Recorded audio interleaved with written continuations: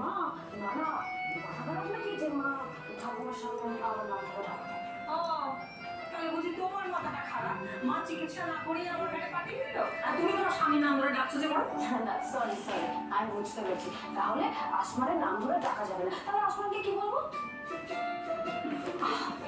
নাম ধরে ডাকা যাবে না, আমি তো সে কথা বলিনি। আমি বলছি সে তুমি বাইরে যা বলার বলো, কিন্তু আমাদের সামনে তুমি বলবে যে তোমার ছেলে।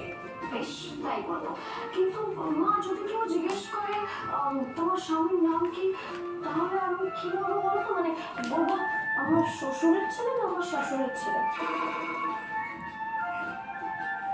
দেখেছো দেখেছো আমার সঙ্গে কিরকম মজা মশকরা করছে। পুরো বড় বটে। আরে আজকালকার দিনের ছেলে মেয়ে এরা একে অপরকে নাম ধরে ডাকে।